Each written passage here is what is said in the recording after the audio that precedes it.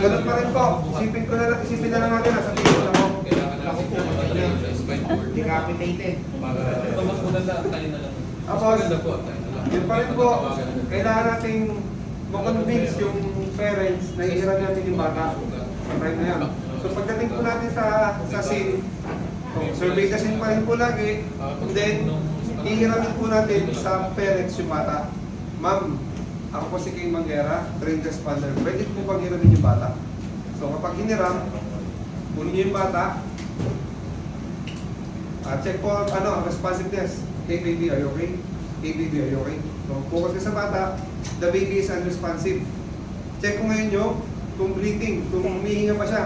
1001, 1002, 1003, 1004, 1005, 1006, 1007. So, no pulse, no breathing. Nalagay niyo po siya sa flat surface. Halimbawa, nasa flat tayo. Using two hand technique, two finger technique. Dito pala yun, may tapat na between imaginary nipple line. Start tayo. Gina. Boses siya. Kaya pala, talagyan pa rin natin siya ng cover ng itlog or mask. Ay, sa taas.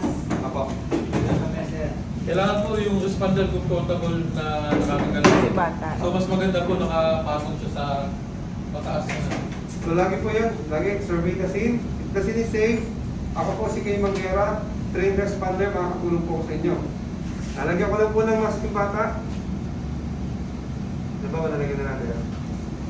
No, walang pahinga eh. Kasi bawal, kailangan mabilis-bilis yung galaw para mahabol natin 2 minutes. So, start po ako ng CPR. 1, 2, 3, 4, 5, 6, 7, 8, 9, 11, 12, 13, 14, 15, 16, 17, 18, 19, 2, 3, 4, 5, 6, 7, 8, 9, 10, 12, 13, 14, 15,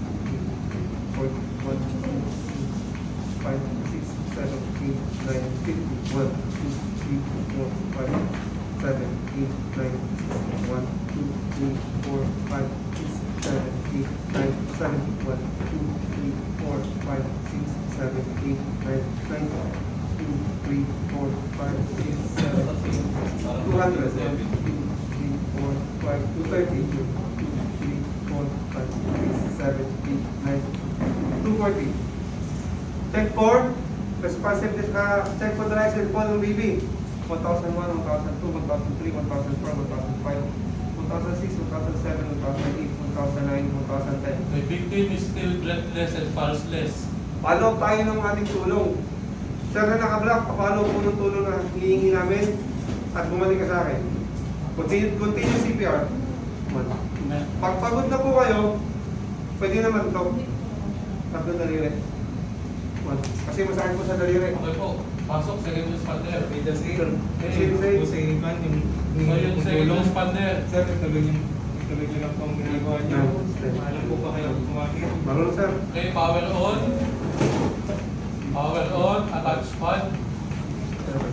Power on, attach pad. Adult patient. Replace batteries. O yung sa bata po, isa sa likod, isa sa dibdib. 2, 3. Okay, attach pad. Analyzing heart rhythm, analyzing heart rhythm. No one touches the patient. Everyone's clear. Clear. Okay, shock advice. Deliver shock now. Okay, shock delivered. Continue CPR. Switch. So yun na po yung 2 times encircling technique kapag 2 responder na po.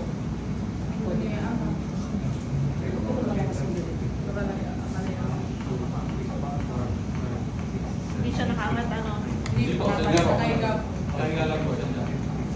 May angat kasi na. Baka may kayanin. 240 chest compression din yan. Ano po? 7, 8, 9, 40, 1, 2, 4, 5, 6, 7, 8, 9, 50, 1, 2, 3, 4, 5, 6, 7, 8, 9, 9. Okay, analyzing heart rhythm. No one touches the patient. Shock advice. Deliver shock now. Okay, continue CPR. Switch. Good. 1, 2, 3, 4, So,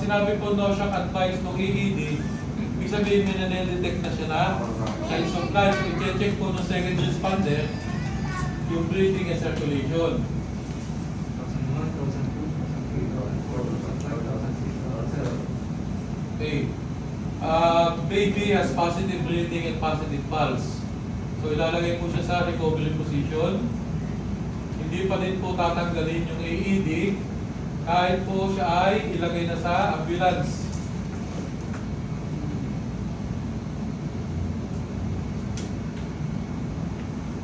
So yan na po ang AED mag-a-analyze. Kung dire-diretso na siya humihinga, dire-diretso na yung kanyang pulso. Ano po? Hanggang madala sa ospital. Dire-diretso na po. Medyo nakaganon talaga. Nakababa po siya talaga. Nakababa po. Kasi dati po, ang recovery position ng infant, yung para po burping position. Mga ganun lang po. Pag may ano po na hindi po totally nawawala yung obstruction o kaya yung kung ano man yung nasa baby, hindi niya ma-execute ng ayos. Kaya binago po nila, binaba po. So pwede po yung nakaharap sa inyo, pwede din po yung nakaharap doon sa palayo.